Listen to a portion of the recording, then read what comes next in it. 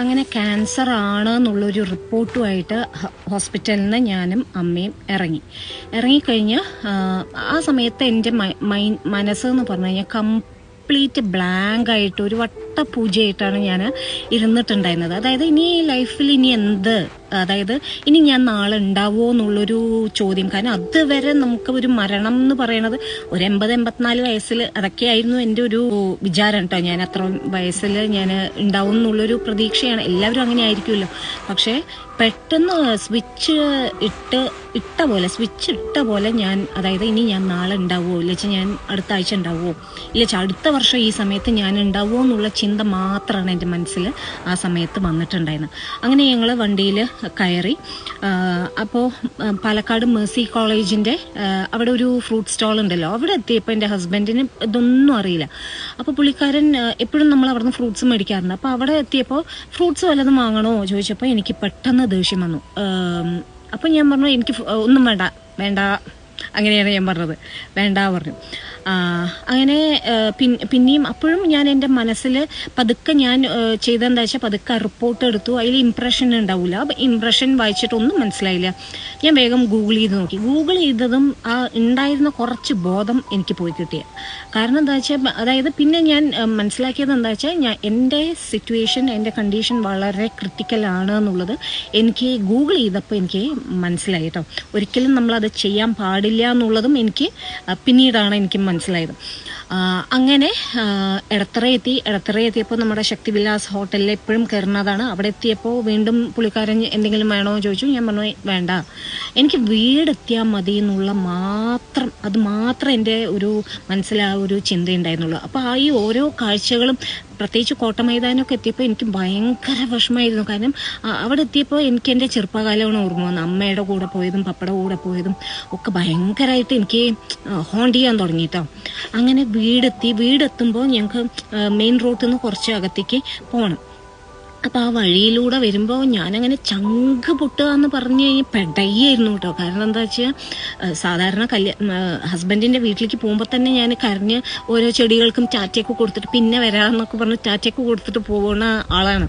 അപ്പം അങ്ങനത്തെ ഒരാൾക്ക്, അതായത് ഇനി ഞാനില്ല, അപ്പം ഈ സ്ഥലത്തൂടെ ഇനി ഞാൻ എങ്ങനെ വരും എന്നുള്ളൊരു ഇതിൽ ഈ സ്ഥലമൊക്കെ കണ്ടത് എനിക്ക് ഭയങ്കര വിഷമമായി, ഭയങ്കരമായിട്ട്.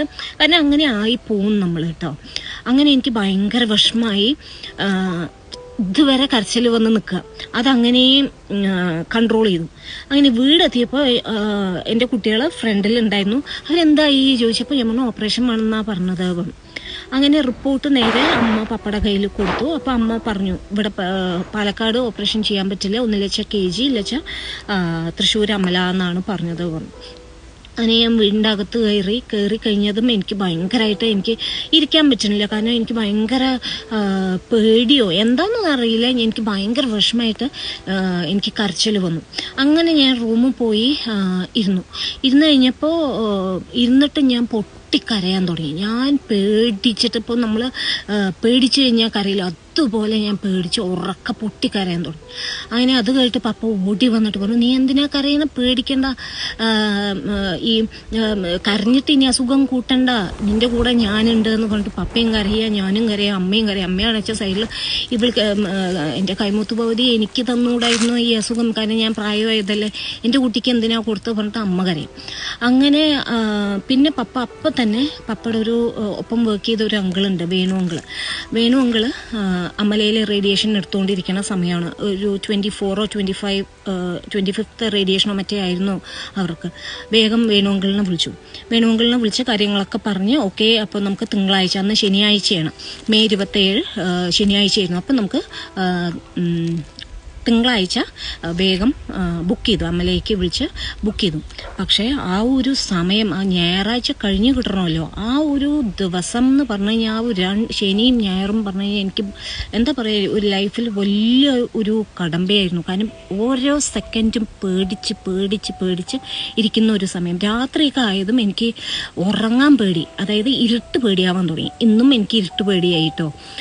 കാരണം എന്താണെന്ന് വെച്ച് കഴിഞ്ഞാൽ രാത്രി രാത്രി ലൈറ്റ് ഓഫ് ആക്കിയാൽ ഞാൻ മരിച്ചു പോവോ, ആ ഒരു ചിന്ത മാത്രമാണ്. പിന്നെ അമ്മയുടെ കൂടെയാണ്, അമ്മയുടെ കൂടെ കിടന്നുറങ്ങാൻ തുടങ്ങി. രാത്രി ഉറക്കമില്ല, കാരണം ഇവരുടെ കൈയൊക്കെ പിടിക്കും. എന്നാലേ എനിക്ക്, അതായത് നമ്മൾ അതായത് പെട്ടെന്ന് നമ്മൾ മരിക്കുകയാണെന്ന് വെച്ചാൽ, നമ്മൾ അറിയാതെ മരിക്കുകയാണെന്ന് വെച്ചാൽ ഒരു പ്രശ്നവുമില്ല. പക്ഷെ നമ്മൾ മരണം മുന്നിൽ കണ്ടു കഴിഞ്ഞാൽ പിന്നെ നമുക്ക് എന്ത് ചെയ്യും, ഇല്ല ഇനി എന്താണ് ആ ഒരു ഇനി നമ്മൾ ഓരോ സെക്കൻഡും എന്താ പറയുക, നുറുങ്ങി മരിക്കുക എന്ന് കേൾക്കില്ല. ആ ഒരു സിറ്റുവേഷനിലൂടെ ആയിരുന്നു ഞാൻ പോയിട്ടുണ്ടായിരുന്നത്. അപ്പോൾ ആ ഒരു വലിയൊരു ട്രോമ എന്ന് പറയുന്നത് ഇരുട്ട് പേടി. അപ്പോൾ ഫുൾ ലൈറ്റൊക്കെ ഇട്ടിട്ട് ഉറങ്ങും. അപ്പോൾ ബാക്കി എല്ലാവർക്കും അതൊരു ബുദ്ധിമുട്ടാണ്. പക്ഷെ എനിക്ക് വേണ്ടി എല്ലാവരും അഡ്ജസ്റ്റ് ചെയ്തു കേട്ടോ.